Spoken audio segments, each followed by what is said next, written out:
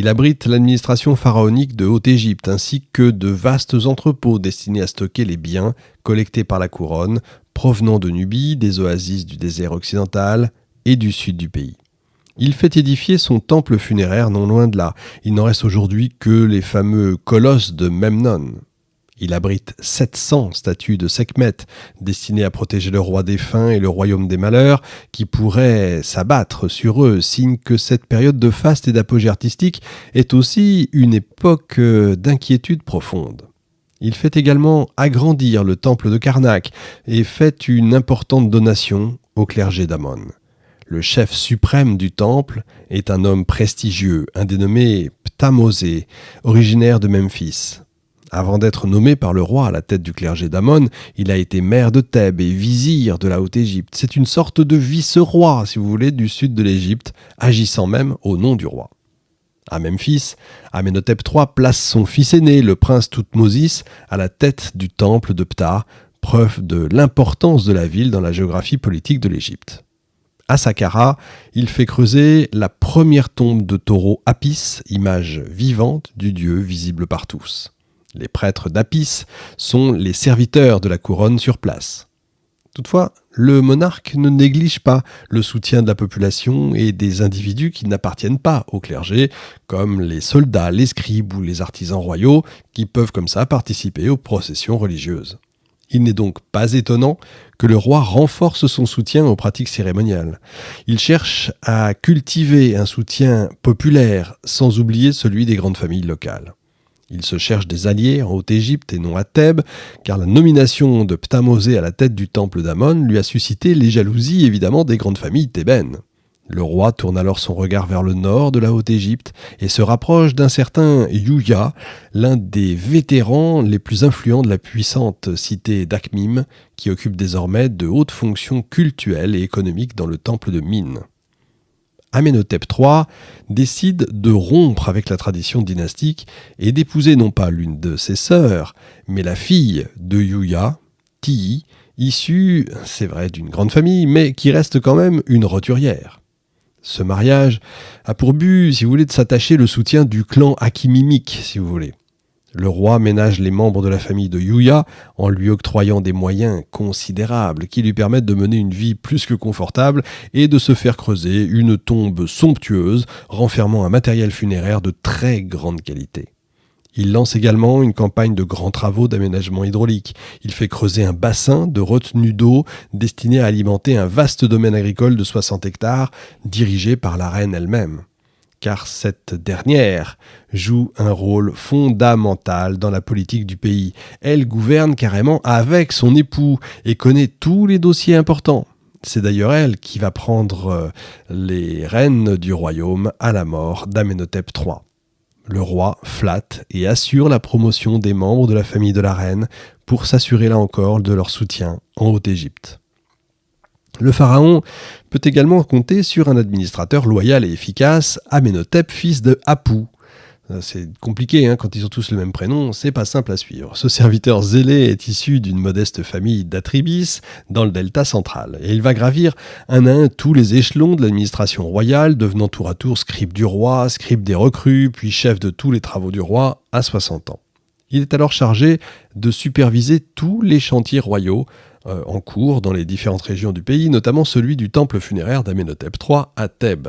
Devenu l'un des personnages les plus influents et les plus puissants de la cour, Amenhotep, fils d'Apou, n'oublie pas pour autant d'où il vient, et il demande et obtient les faveurs royales pour sa ville. À sa mort, il reçoit un honneur suprême, celui d'être divinisé et de bénéficier d'un temple funéraire sur la rive droite. Il est élevé par les générations futures comme le modèle d'agent royal à imiter. Les temples funéraires royaux emploient comme ça du personnel rémunéré en pain, en gâteaux, en bière, en vin, lait, viande, œufs, en noix, en porcelet, etc., etc. Le terme de divin qualifie celui qui est digne de faire l'objet d'un rituel.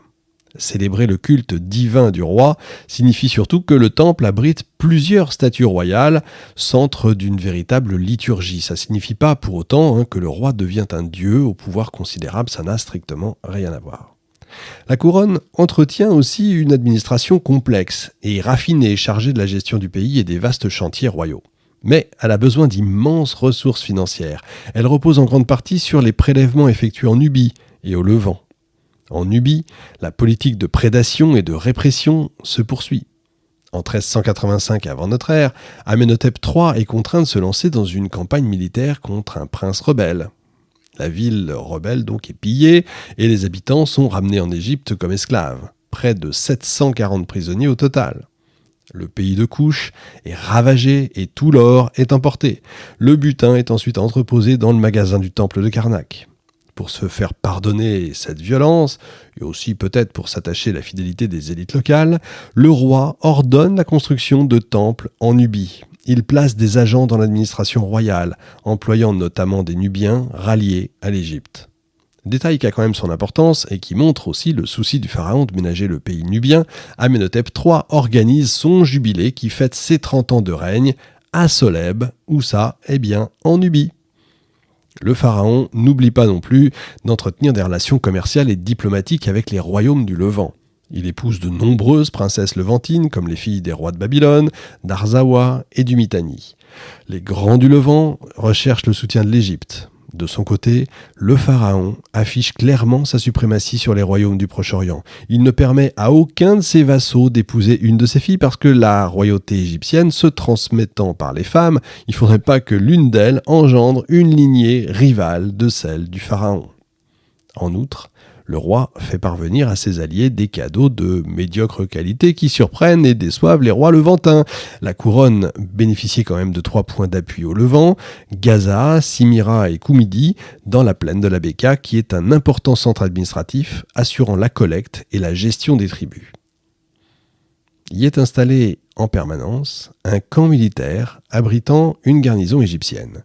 L'armée égyptienne est donc disposée à des endroits stratégiques majeurs comme au sud, au niveau du fleuve de Nahr el-Kébir, la frontière naturelle entre Israël et le Liban aujourd'hui, et au nord en Syrie et au pays de Canaan qui est le domaine réservé de l'Égypte. Les garnisons ont pour principal objectif de défendre les intérêts de la couronne dans la région en assurant l'approvisionnement en matières premières, en ponctionnant le commerce et en garantissant le versement régulier des tributs livrés par leurs vassaux. Amenhotep III ne cherche pas réellement à peser sur la totalité de la région. La situation politique levantine le montre bien. Abdissarta, roi de Lamourou, attaque et pille les cités voisines. Il lance un assaut spectaculaire sur la riche cité de Byblos. Le roi de cette ville, Ribadi, allié des Égyptiens, inonde le pharaon d'appels au secours. Mais Ribadi ne réagit pas parce que Byblos n'est pas une ville égyptienne. Peu lui importe le sort de la cité.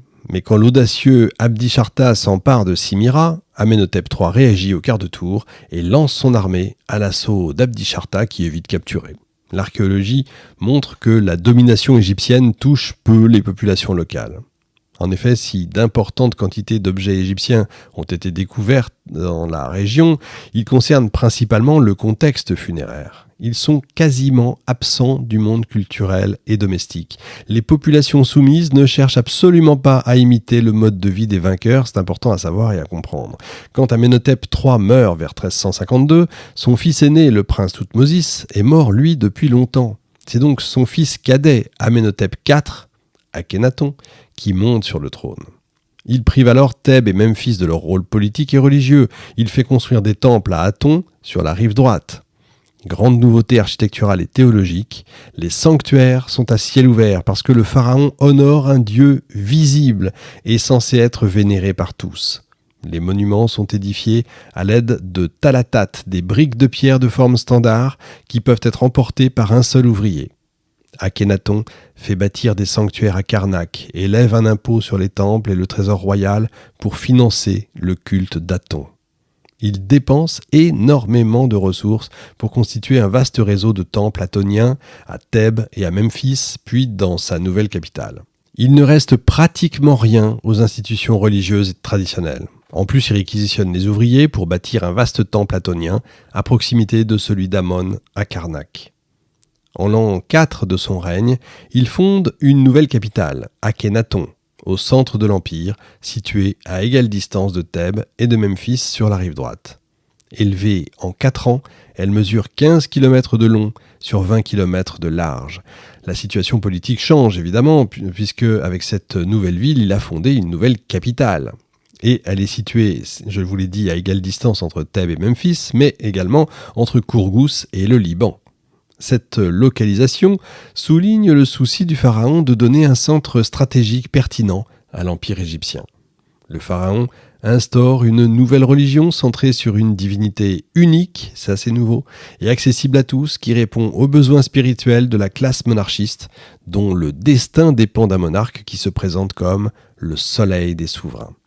Plus de 382 tablettes d'argile, rédigées en akkadien, ont été découvertes dans les archives de la ville et témoignent que l'administration royale a été déplacée donc à Akhetaton. Le départ de centaines de milliers de hauts fonctionnaires et de leurs familles entraîne évidemment une période de trouble dans le reste du royaume, ainsi qu'une crise intérieure profonde. À ça vient s'ajouter aussi la menace de l'ascension de la puissance hittite. Le pharaon se désintéresse complètement de son emprise sur ses vassaux levantins qui ne cessent de s'affaiblir.